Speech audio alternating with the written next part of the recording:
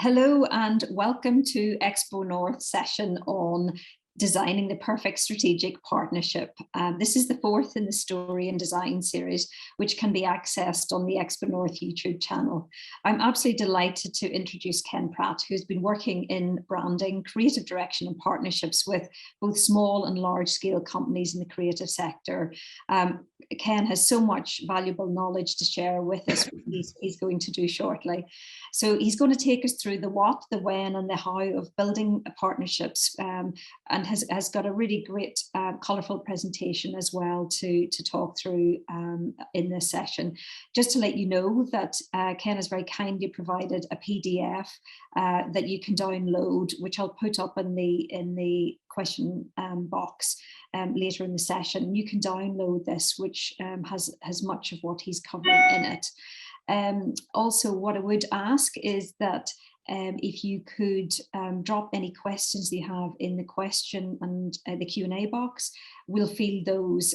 So Ken will start delivering the first part. We'll have a little bit of a question and answer session then, see if there's any questions, and then he will carry on with the second half. But I'm really excited about this. I've spent a little time talking to Ken recently, and the work that he's done and the experiences he's going to share are really invaluable for many people across many industries. So after that, I shall introduce Ken and say, Ken, delighted to have you here today. And thank you. Over to you. Brilliant. Okay, I'm going to share my screen with people now, and hopefully everything will work. I think it's working. Perfect. Now, what's happening here? I don't know why. For some reason, it's not. Right, there we go. Rather than go into a lot of details about my bio, there is something that I've put on the PDF just to give people a sense of where I'm coming from, because I think it's always useful to know where somebody's point of view or opinions are informed, or how they are informed and shaped, but I'm not going to actually spend a lot of time talking about that. I realized last night when I was trying to sum up how I got into partnerships that I probably have been working in partnerships almost all of my life. But like most people who did end up working in partnerships, it was something that came out of necessity. So really working with small startups, you need to actually have partnerships because you haven't got the cash to buy or pay for the things that you need. When we talk about a partnership, on the screen, you should be able to see the official old-fashioned definition of what a partnership is. When I went back to the dictionary to look at these, I thought the one thing that we should bear in mind is actually point number one was the state of being a partner. I'll come back to that in a minute because I think it's quite important for us to think about that or bear it in mind. Okay, so sorry, my screen is just messing about typically. I would say that what a partnership is, in the sense that we're talking about, is when one or more parties, companies, get into agreement to exchange a whole range of things that may not be cash for mutual benefit. So it might be the exchange of goods rather than paying for goods between each other or services. I would say that on the whole, in the contemporary meaning of a business partnership, we're talking about something that may well include a contract. It may well include payment for services, but it will go over and above that. There will be other benefits that have value that are not going to be something that you can sum up as a total at the end of an invoice. So thinking about these partnerships, I think I want to kind of like maybe break them down into three groups, and that might help people in their own company, depending on its size or its life cycle, work out what's going to work out for them. One is when two similarly sized companies basically get together and come up with an agreement that is cashless. And that might be, for example, you get the use of our delivery van, and in exchange, we will provide you with boxes that we produce. Fairly, it could be anything, really.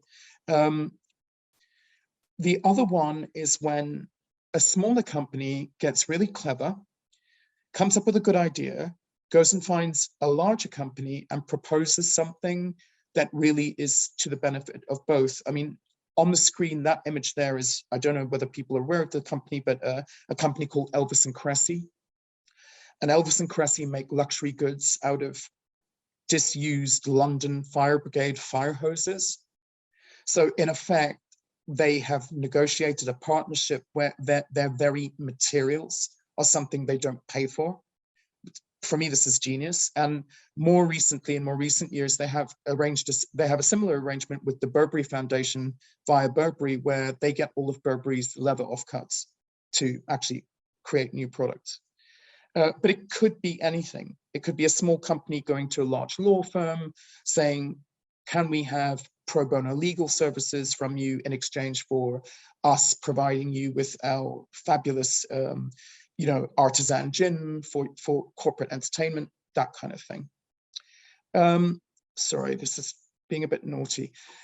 The third kind is, I think it's useful for companies to be aware that there are formal programs run by large organizations actively looking to partner with much smaller companies or with startups, and they have a whole range of motivations behind them. Some of them are pure CSR, pure let's do something good. Others are actually looking to partner because they see small companies, especially in innovation, as a rich source of new technology or new products that they can invest in. And I think one thing that is important, which I'll move on to next, is a lot of people don't know about that because they're not looking for it. Okay, so I think, sorry, I apologize for the bad screen, but I think that if you are thinking about partnerships, before you start, you actually have to take a look at yourself. To thine own self be true. I mean, I think you have to say, am I the kind of person that likes to work with others? Do I cooperate well with other people? And I think that in the creative industries in particular, that's not always true. I think there are a lot of standalone creatives who don't like to cooperate too closely with others. And I think that that's completely fine. But if you are that kind of business or that kind of person, partnership's probably not going to work very well for you. I think on the next stage, what I call the dreaming stage, is to maybe spend some time reflecting on what it is that you see as the ideal partnership. What do you want from it? What would you like to get? And what would you see yourself offering in exchange? Which then moves you on to the kind of grounding stage, where I think it's really, really important for you as a small company, as an SME, as an individual, to be clear about what you are prepared to offer, what you can viably offer, and what you're not able to offer. You need to be very clear about it with yourself. You need to be very clear about it internally within your company. And you also need to be very honest and clear when speaking to prospective partners that, it's a big mistake to mislead people and then try and backtrack later. And I think the final stage, which sounds really self-evident, but is very important, is to commit. If you are going to go down the partnership route, you need to be serious about it. Okay, so, sorry, this is going to be jumping around everywhere. So the next stage, once you've done all of your internal processing, is what I think is the most difficult stage in a way. Research. A partnership is not going to fall into your lap. Well, sometimes it does, but it's highly unlikely. So you will need to devote resources to somebody actually spending time looking at what's out there, what might be available, who might be the right kind of company for you. And I know that that's very difficult for a lot of small companies because you won't necessarily have a devoted resource for that, but you will have to put that work in. I think the assessment stage is important. You need to be looking at the companies that you're thinking of approaching. Does it feel like it's going to be a right match? What do they say about working in partnership? Who are they working in partnership with already? What are the values of the company? Do those match with your own values, your own set of values. Once you have then identified who you're basically going to approach for partnerships, I think you need to have a strategy and a kind of work plan. You need to know who's doing what, who's doing the contacting. I think with bigger companies, it's really important that you are contacting them in a planned way, that you know who is doing the contacting, that there's not replication, and that there's not differences of what is being proposed. And monitoring that. You know, like I hear quite a lot from small companies, oh, we really would like to have a partnership, and we started making these contacts, and then, oh, we didn't really have time to continue with it, and it sort of drifted off. So that work plan part is pretty important. Networking, I know this is a word that, you know, is bandied about everywhere, and people assume that it is something that they do. But it really is worth doing in relation to partnerships. And an example that I would give would be, you know, attending events, or digital or otherwise, from things like the local Chamber of Commerce. You never know who you're going to bump into, who you might have a chat with. And it might be a chance meeting that actually gives you the idea of a partnership, the kind of partnership you could run. Okay, sorry. I'm not going to go into great detail about it, but obviously there are different routes that you can make contacts through. I think the one that's probably the most important is not being afraid to ask people for introductions, not being afraid to put yourself forward as somebody that can exhibit or be a speaker or be a panelist. But the other thing to look out for are formal application process that are out there for things like Incubator or innovation units and formal company programs. So if I don't mess it up, I want to just talk a bit about partnership and incubator innovation units and corporate partnership programs, because I think that they're an area that you know, are still underexplored for a lot of companies. So these have formal pitches and formal approaches. They will generally be published. They will often have very clear criteria about what they offer, who can apply, what they're looking for. And the reason I'm raising this is I think that businesses in more peripheral or outlying regions often don't think that this is something that could apply to them. But in the incubator culture, at least, a lot of that is global. People are invited to apply from all over the world, and they will often work with people regardless of where their business is based. Just very quickly, I'm not going to spend a huge amount of time on this, but the difference between a corporate partnership program and an incubator and innovation unit is that the corporate programs are often about partnerships which are essentially between two entities that will always remain separate businesses. These big companies are not going to interfere in the running of your business because you have a partnership. It's about agreeing types of support that they can offer you, and often these will be in the area of things like accredited training. So there's kind of quite a lot of large companies where SMEs and regional businesses in the regions that they have an interest are able to apply to get their staff or their leaders onto leadership programs. And that's great. That's the benefit that you get out of it. Or they will put you on their preferred provider list, and their staff will contact you for a quote before anybody else, but they're not actually going to mess with the running of your business. Incubators and innovation units are slightly different. So I'll come to those in a minute. I'm not going to go into the whole thing about applying for the corporate programs, but I think you can see it on the screen. Those are the things that are really worth paying attention to. Don't try and apply, don't waste your time or their time applying for something where you don't fit the criteria. You need to be very clear about how you meet the criteria and how you fit. Follow the rules. If they have a formal application process and quarterly deadlines for getting in those applications, don't try and sort of schmooze someone on LinkedIn or phone somebody up and you know, take a more informal route, because often they are quite strict on the fairness, the equality of access, and it doesn't benefit you in this case to actually mess with that. Definitely do your research.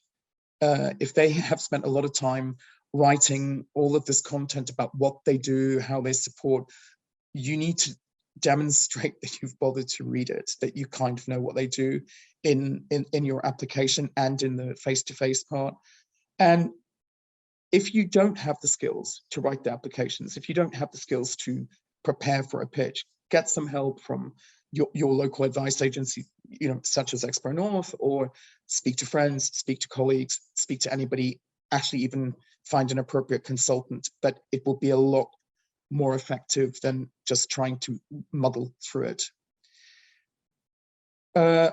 Sorry, okay, so when you're pitching to either the corporate programs or to incubator units, it's really important that you very quickly explain what you're proposing or what your company is going to do to solve the problem that they're facing. Remember that if you are approaching an incubator unit or an innovation unit, as they're sometimes called, the main thing that is on offer is investment, as well as other benefits like putting you in touch with decision makers, perhaps even offering you free workspace or communication support, that kind of thing. But these guys, if they invest in you, are actually going to expect some level of shares for that investment. So you do need to demonstrate to them that you are a viable prospect. And one of the things that they really look at is, are you a team?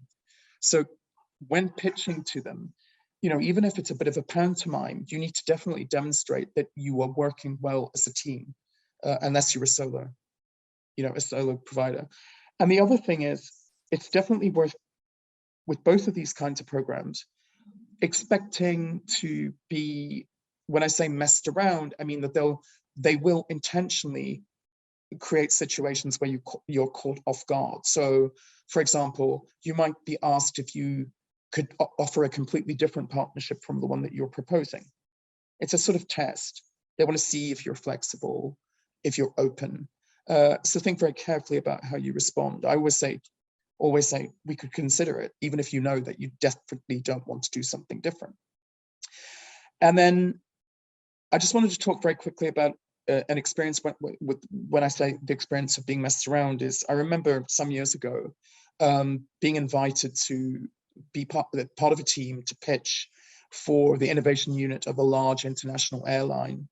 And, we all turned up, 40 little startups and SMEs, so pleased that we'd been asked to have a 5-minute presentation ready to go that we could present to a C-suite panel. And when we walk into the big, fabulous conference center, the first thing that the MC, as we called him, standing on the podium, says is, "Oh, we've divided you into small groups. We'd like you to work with your peers, essentially competitors for the funding available, to cut your presentation down to 60 seconds. And you're obviously not left enough time to do that. You're obviously, being forced to communicate with people you've never met before. And then you're called up to the front and you're pitching, complete with a horn that goes off after 60 seconds. So they often use these kind of startup Silicon Valley techniques to assess you. And that's something you should be prepared for and not panic. Think it through, don't panic about it. You will be put in situations where you cannot possibly perform perfectly. That's actually what they want to assess. How do you cope with a rapid shift? Okay, so I'm going to stop there. This would be a good opportunity if anybody had any general questions. If Joan, if you wanted to bring anything up. Yeah, no, there's no questions that have come in the Q&A. I'd just like to comment. I think it's, what you've covered so far is so practical and helpful, and it resonates with anyone who has reached out or considered looking at partnerships. But I think re-emphasizing re-emphasizing the research and understanding Yeah. what you are and where you're going. I know you've got further content to share in the next session, so I think it's probably best if we just carry on, and we'll take any questions from the participants at the end. Okay, so in the second part, what I wanted to do was, maybe make this less general and airy-fairy and theoretical, and look at some very specific examples of different kinds of partnerships. I think it's probably important that people understand that the way that I chose the examples was, first of all, I looked at businesses that were not necessarily urban-centric, but actually in quite outlying regions in different ways. That was one criteria. Obviously, I tried to look at some of the sectors that are relevant to XpoNorth's group that engages with them, and that's really it. So I'm going to launch into the first one. Okay, so Villa Lena is an entirely sustainable agriturismo based in a pretty underexplored part of Tuscany. It has a campus, is how we refer to it. It has a whole range of historic buildings that have been beautifully converted. It's got an organic kitchen garden, vineyards, all of that sort of business. It also has an artist in residence program, because the owner is herself an art historian. So they actually have this program on site, which the guests are invited to visit, and the artists run regular workshops that both the guests and people from the region are allowed to attend. And interestingly enough, mirroring the artist in residence program, they also have a chef in residence program. So they bring young gastronomic talent from around the world to run their kitchen for between 6 months and a year. And the idea is that they prioritize people who are interested in engaging with the seasonal and authentic traditions of Tuscany. So this is a wonderful place to go and stay. As you can imagine, quite sensibly, one of their strategies was to develop a bridal offer. And they were marketing that for some time, and things were kind of growing well. But what they wanted to do was kind of move that forward more quickly. So the partnership that they kind of went for was not really with one individual, but in this case, creating partnerships with 5 different high-end wedding planners.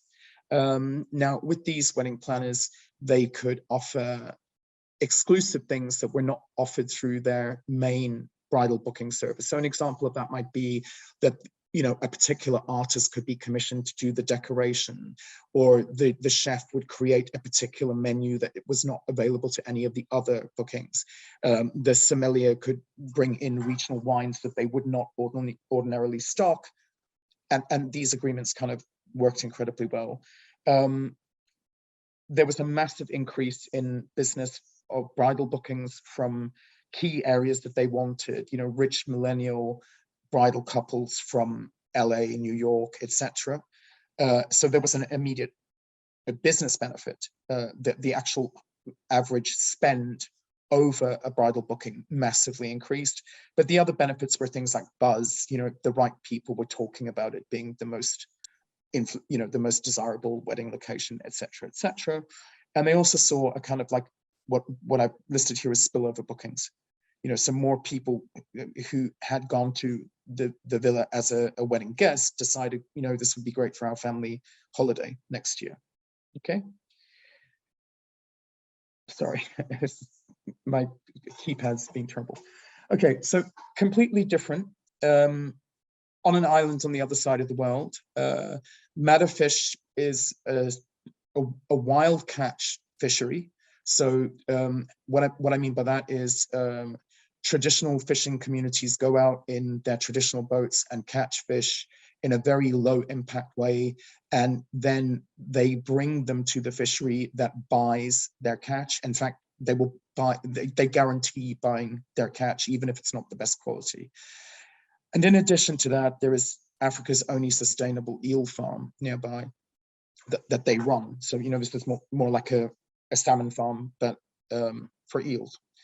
They've been sort of plodding along for quite some time, mostly selling to Asia, Australia, and other African countries. And they were bought by a private investor group who very much kind of concerned with sustainability and circular economy. And they wanted to kind of form this fishery based in fair trade, and also kind of get them sort of MSC accreditation. So again, partnerships here, and this is one that's kind of quite dear to my heart because I worked on it personally for, sorry, it's just my computer's being very naughty.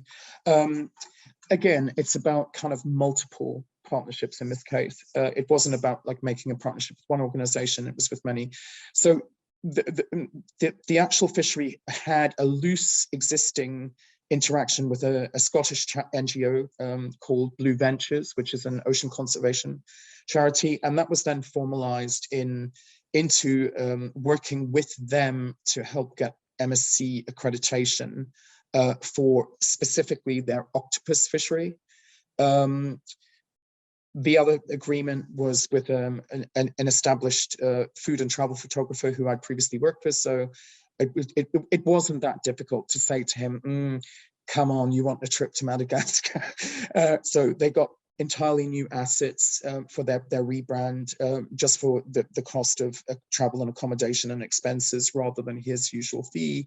Similarly, we negotiated top Spanish chefs to actually create some dishes with the octopus and, more importantly, the angulas, the glass eel, that took place at trade fairs, both for the fishery sector and the food and beverage sector, but also in the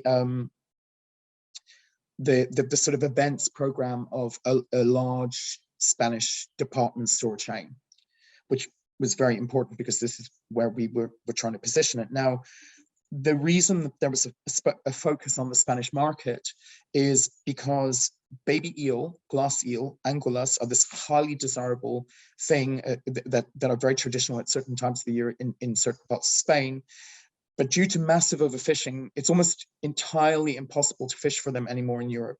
There's like a very small season with very few numbers of people who are allowed to do the fishing.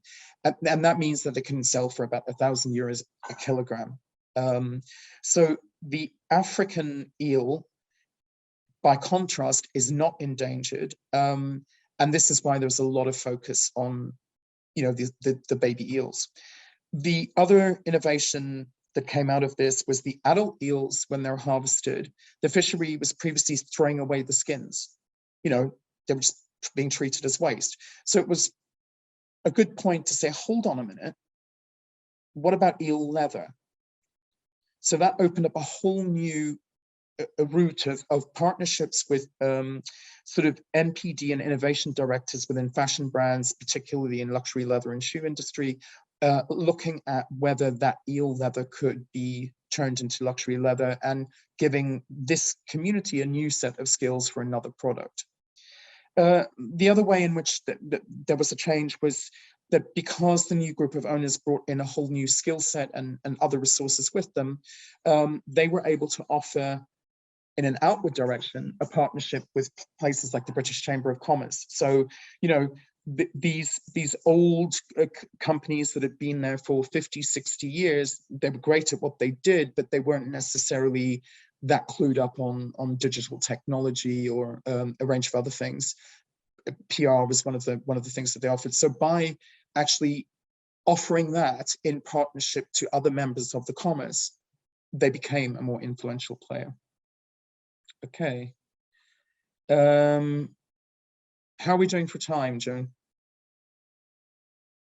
You've done half an hour, so you're fine. Okay. I just bring up, and I think this is probably where it becomes relevant, sure. Just one comment that's come in to say, I'm sure it's going to be covered, but we're interested to hear of experience managing a partnership where one side is larger and therefore likely to have greater leverage. Okay, absolutely. So let me maybe go past the smaller ones. Although I think the small one's really valuable too, because that we obviously have a lot of smaller makers. So, I mean, this next one does partly cover that. So very quickly, Fabiano Goulart is a Brazilian jeweler. He doesn't have, he often works without other staff, or he brings people in when he's in a production mode. He is based in Ibiza, where he's been based for many years. So he is very much a small business. The thing that he does is produce jewelry out of ethically sourced silver and other precious metals from South America. And he uses endangered and rare woods, most of them Brazilian, that he reclaims from antique furniture remnants. And these are his, jewels. So in lieu of working with precious stones, he places wood in that situation, in line with this kind of ecology, vision that he has, making people rethink about wood. He built his business over a number of years, doing what a lot of jewelers do, so personal networks, customers passing on word of mouth recommendations, contacting jewelry and lifestyle editors, etc., etc. And that was all kind of going perfectly fine. But what came with that is, as he had an increased number of American retailers interested, and also direct customers in the US wanting him, wanting to buy jewelry that he would send to the States, he hit a problem because he is using these rare and endangered woods, even though they are from antique remnants. The US kind of CITES importation was really causing a lot of, the paperwork to legally export his product into the US market was a bureaucratic nightmare. So he formed a useful partnership with a diamond and precious metal dealer in Antwerp that is used to dealing with all of these issues all of the time. And their basic agreement with him was that 2 days a month, they would do CITES paperwork for anything that he was sending to the USA. It was for a 3-year period initially. I think it's now in the 3rd year. And in exchange, he would be cited as a partner in the content that they were busy producing, their B2B content about their ethical supply chain. They were also interested in increasing their importation of ethically sourced precious metals. So the other part of the agreement was that he would brief a new employee, a Spanish-speaking Latin American facing employee, on the suppliers that he worked with, the general lay of the land, in that sector in South America, and also to affect introductions, because it's one of those sectors that is very much about who not simply sending an email to a stranger. And then the other part of that agreement was, I think they have like a face-to-face liaison meeting in Ibiza once every 6 months. Oh, it must be terrible to have to go to Ibiza once every 6 months as part of your job. But that was kind of part of the deal. So in a sense, that has been really helpful to him, because he doesn't have the capacity to do that paperwork himself. But I think what it also has done, and I think this is something that is worth thinking about, is his capacity to do that in the future has probably increased, because his understanding of it has increased. So sometimes one of the biggest benefits that you get from working with a bigger organization is actually the experience and understanding of their special skill that they're offering you, so that you're better prepared in the future if that partnership comes to its natural end. Yeah. Okay. I'm going to move forward to this one, because that does partly respond to the question about working with much bigger players. So Trafalgar is a specialist guided travel company. It sees itself as premium, so everything is 4- and 5-star hotels, but it doesn't pitch itself as ultra luxury. So one of the main things in its DNA is this, what they call authentic experiences. So in the way that they design every trip, and they operate on every continent, they always include sort of visits to unusual places that people wouldn't have access to. So that might be that you get dinner in the castle of, the Castello del Trebio in Tuscany, where the countess herself is the person that oversees the kitchen. But it's not just about the food and beverage offer. It's very much about visits to artisan workshops, to specialist makers in places that they visit. Now, as you can imagine, in Scotland, there's a lot of whiskey that features in there, but it's not only the wine and whiskey tasting. It is very much about going to, one example is, I know that in Florence, they visit a specialist metalwork workshop that makes a kind of rare heritage type of Italian metalwork. In Venice, there's, I think it's a carpet weave, a carpet weaving firm that uses for wall hanging carpets that is in a very specific Venetian tradition. So they and their competitors are constantly looking to form partnerships with artisans, things that have a strong sense of place, things that have a sense of tradition. And how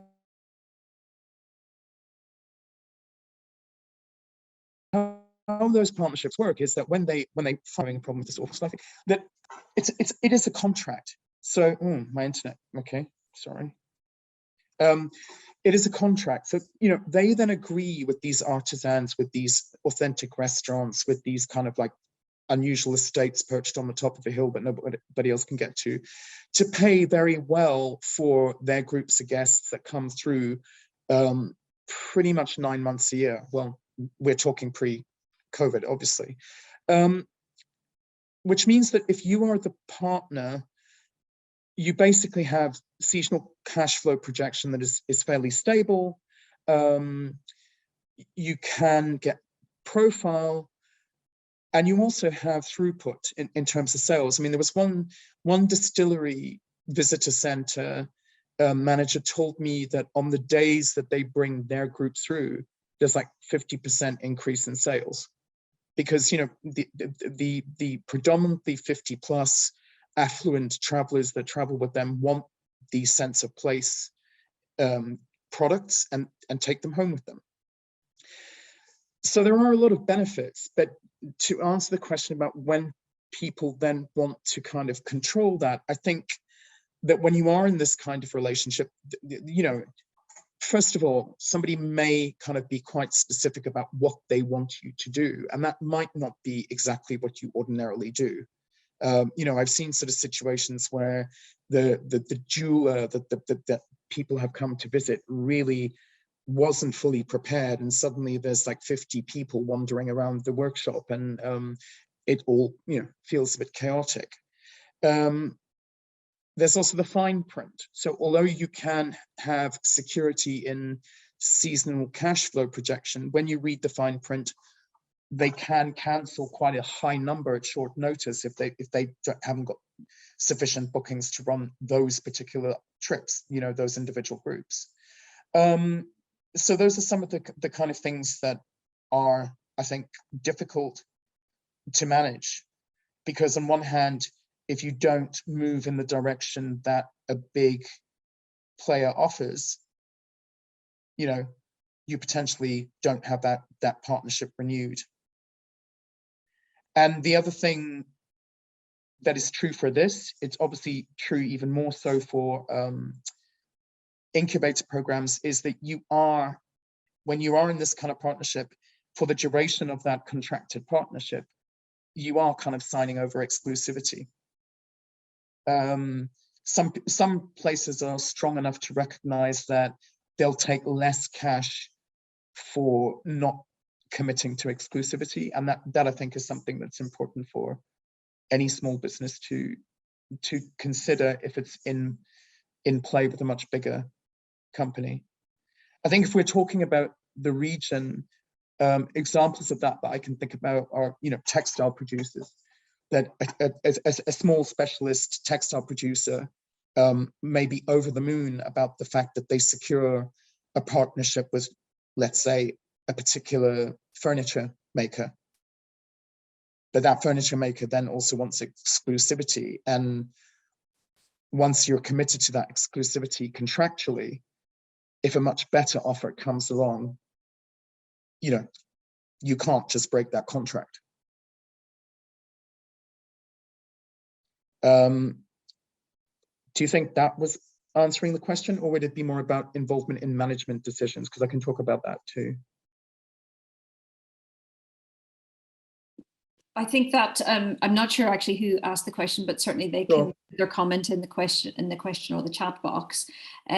So I think we can move on because we've got 20 minutes left. Sure. Okay. But thank you. No, I think that covered that.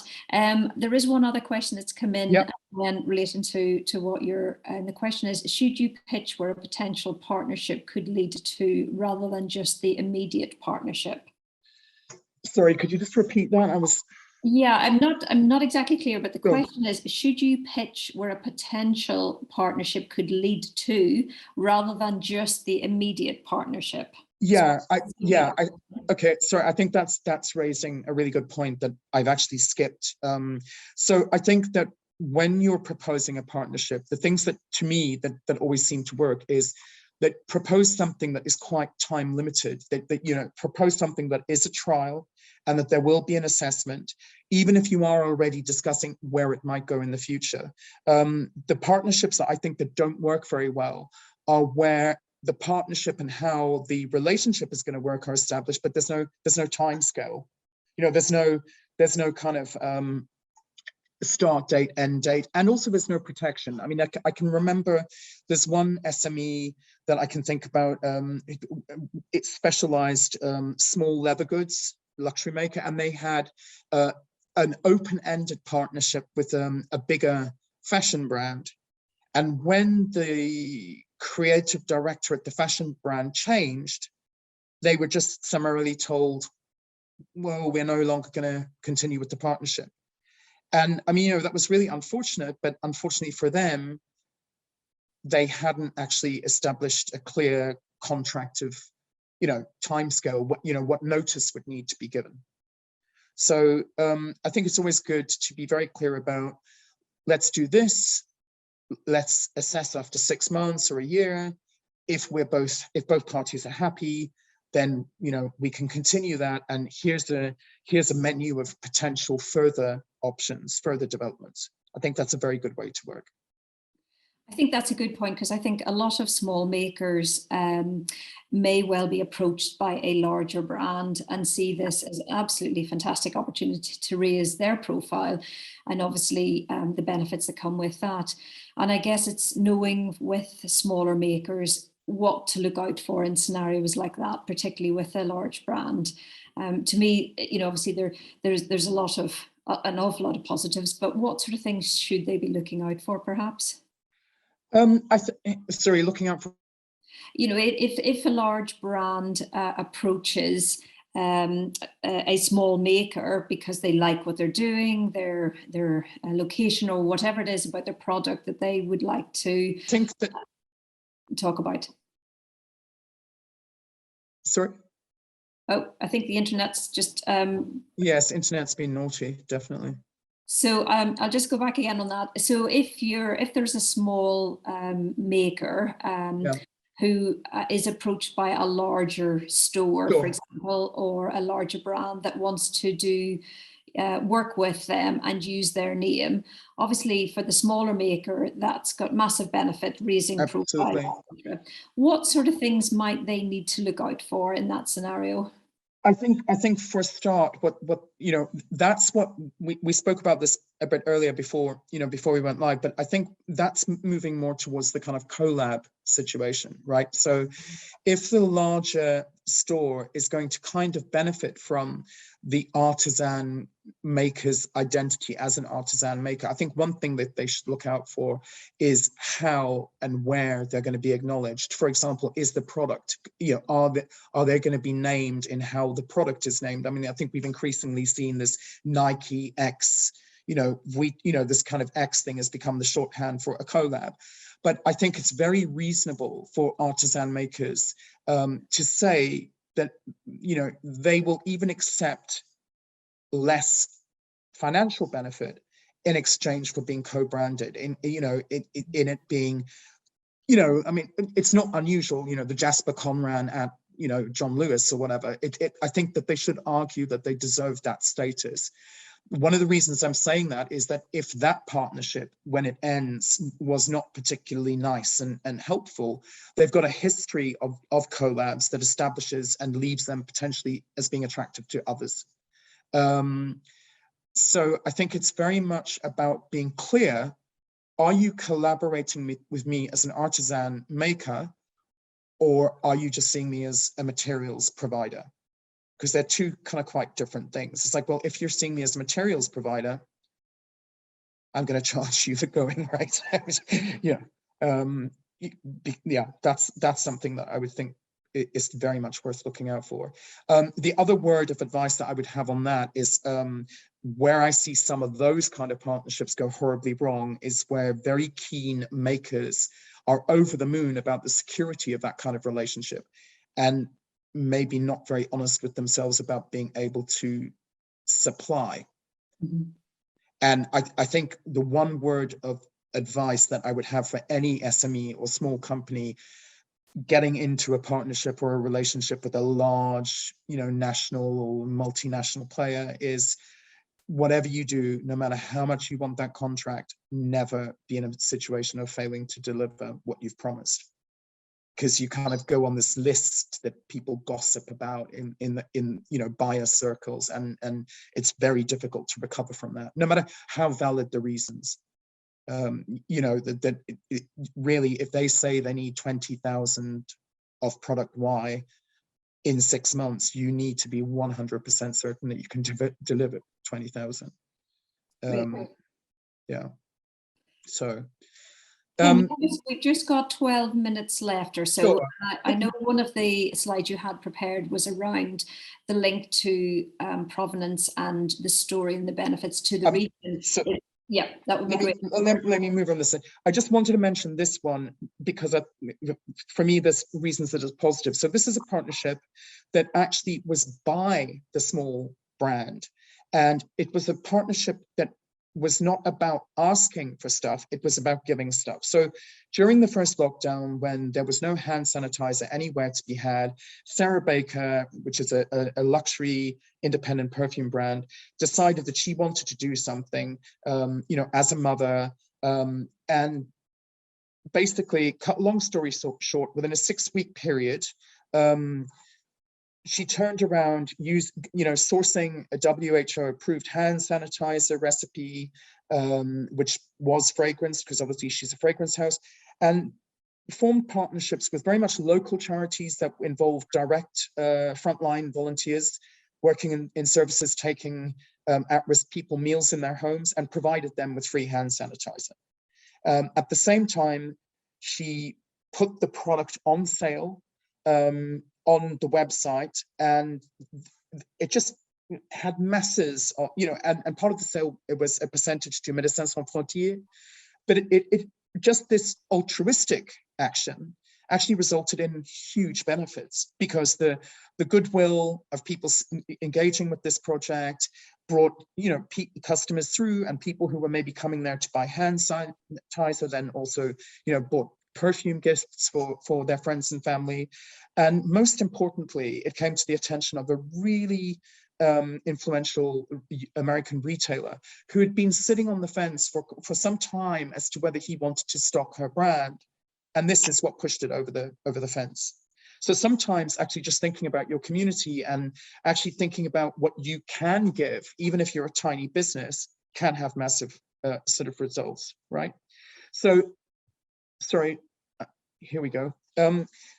These are the regional things that I think are really useful for Highlands and Islands businesses to think about. There's very much a demand for sense of place products, particularly related to the travel industry.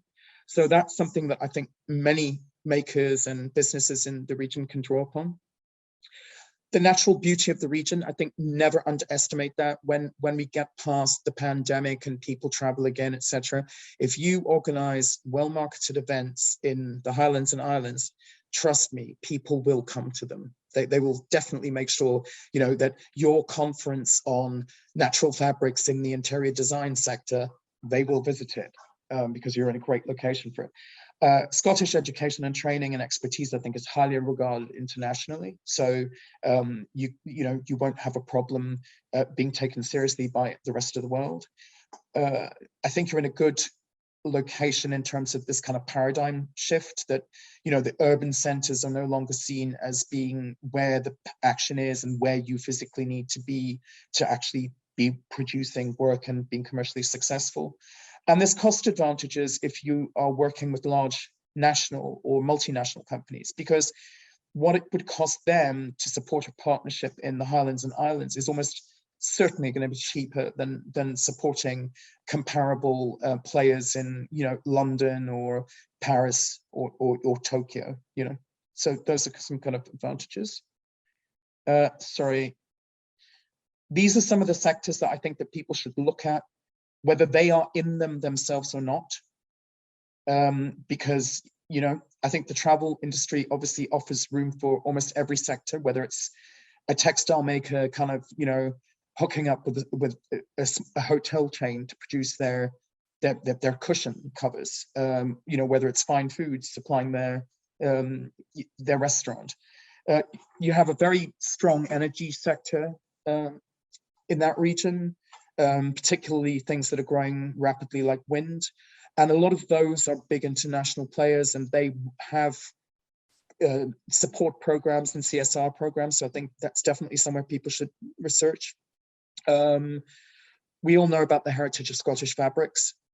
And I think that that's something that other industries that are not necessarily textile producers can build on.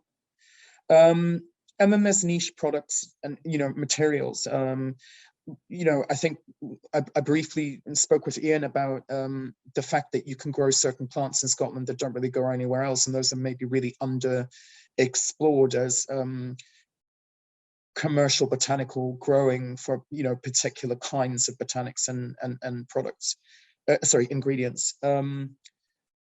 So that's it in a nutshell. And, in terms of that's what I'd be looking at. And then finally, I think, this is just important for me to say, is I think one thing that would be of value to any business in the region, actually pretty much any business in the UK, is looking at partnerships that help overcome the challenges of Brexit. So if you're an online retailer shipping to Europe and you don't have the expertise or you don't have the resources to pay for your AORI numbers and your all the different new kind of numbers that they've invented that you need, speak to bigger companies and say, can you do this for us? And in turn, this is what we can do for you. I think that's a key thing.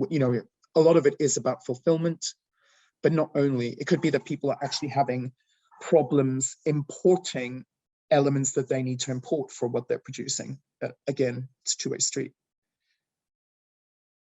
So there you go. Don't know if there's anything else that you would like to ask. That was excellent, Ken. I know you've covered so much, and also by providing the PDF, obviously people can go back through that afterwards. I would just like to say the PDF link is in the chat box if anybody wants to take a note of that now. We've got 6 minutes left if anyone wants to pop any specific questions in at this point. Okay, what I would, I'd just like to dial back, because it's going to bug me a bit, about a small company and a larger partnership.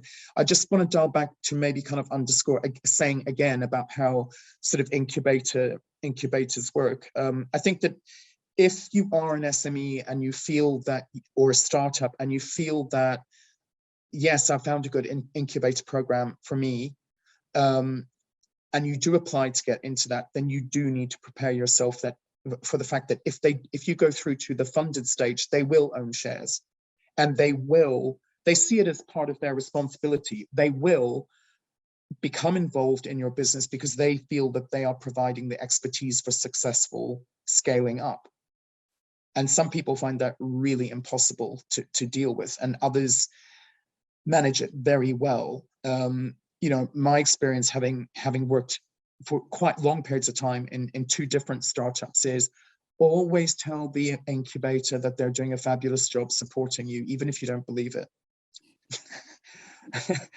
you know, sometimes it's ego management rather than anything else, but they see it as being their responsibility. You know, they see themselves as being the whiz kids of commercial finance genius, and they'll push you, and they'll tell you to change direction, and they'll tell you to do this, and they'll tell you to that, and it can be quite grueling. But hey, if they've given you, you know, 200,000 and you didn't have any other source of investment, you've got to weigh that decision up. The other thing that I did want to say about incubators is, although people rightly assume that they are largely within the digital sector, that's not actually true. Almost every sector now has one or more incubator, you know, serving them. So for example, you know, whether it's the beauty industry has a beauty industry specific incubator, and anybody from anywhere in the world can apply to get onto that program. So if you are thinking about incubator type funding, do your research. You'll almost certainly find a number that are open to your sector, no matter what it is. Excellent. Really good, really useful. I know, Ken, when we spoke earlier, you said that your contact details are in the PDF. They are, yeah, absolutely. And anybody's free to get in touch if they have any questions. Great. Brilliant. Thank you. I'm just checking to see there's no more questions going into the chat box. Would any of the participants like to make any comments? Would you like to add anything to the chat box? Hopefully you find this useful. I think there's a lot of practical tips here, as you say, Ken, for lots of people across industries. And obviously we're focusing on the creative sector at XpoNorth. Brilliant. Thank you, Joan, and thanks for the team's support and in making sure that this didn't kind of collapse completely, because my computer's been very badly behaved, and it was really great to have the opportunity to be invited. Oh, well, Ken, we'd love to welcome you up here, up to the. Oh, anytime. I'm, you know, I've actually already, the minute I came back from Mull a few weeks ago, the first thing I did was call the friend of mine who went with me and said, we're going again, and in the winter, very soon, because I'm not waiting long before going back to Scotland. It's brilliant. Okay. Well, thank you so much for your time today, and for all the information you've shared. Brilliant. Thanks. Thank you. Goodbye. Bye. Bye.